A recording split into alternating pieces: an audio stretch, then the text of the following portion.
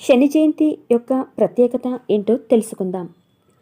పురాణాల ప్రకారం సూర్యుడు ఛాయాదేవి కుమారుడే శనిదేవుడు. శనిదేవుడు పూర్తిగా నలుపు రంగులో ఉంటాడు.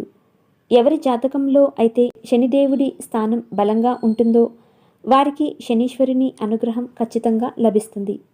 శనిదేవుని ఆశీస్సులు లభించిన వారికి రాజయోగం పడుతుంది. అయితే శనిదేవుని స్థానం బలహీనంగా ఉంటే మాత్రం రాజాలా బతకాల్సిన వారు సైతం కష్టాల కడలిని అనుభవించాల్సిందే. వారి జీవితంలో నిత్యం ఏదో ఒక సమస్య ఇబ్బంది పెడుతూనే ఉంటుంది. అందుకే ఎవరి జీవితంలో అయితే ఆకస్మిక మార్పులొస్తాయో వారంతా శనిదోషం నుంచి విముక్తి పొందటానికి శని జయంతి రోజున ప్రత్యేక పూజా కార్యక్రమాలను నిర్వహించాలి. శని జయంతి రోజున చాలా జాగ్రత్తగా ఉండాలని, ఎలాంటి పొరపాట్లు చేయకూడదని పండితులు చెబుతున్నారు.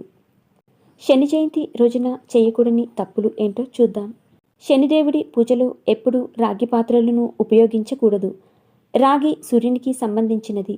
శనిదేవుడు సూర్యుడి కొడుకు అయినా కూడా సూర్యుడు శనికి మధ్యన శత్రుత్వం ఉందని శాస్త్రాలు చెబుతున్నాయి.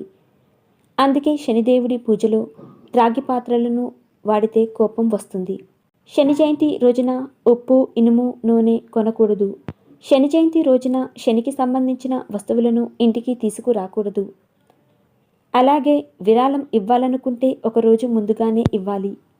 శనిదేవుడి దృష్టికి ఎప్పుడూ దూరంగా ఉండాలి. కాబట్టి శనిదేవుడిని పూజించేటప్పుడు ఎప్పుడూ విగ్రహం ముందు నిలబడకుండా, విగ్రహం కళ్ళల్లోకి చూడకుండా కొంచెం దూరంగా నిలబడి పూజించాలి.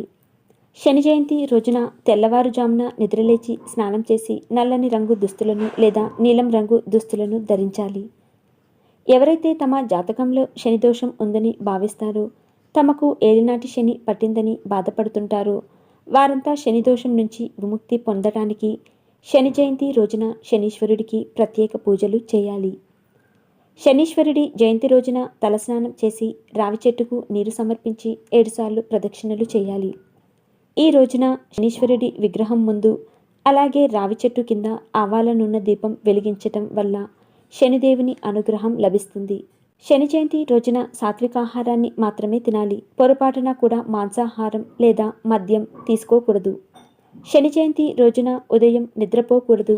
శని స్తోత్రం, శని చాలీసాను ఉదయం లేదా సాయంత్రం ఏ సమయంలోనైనా పఠించాలి.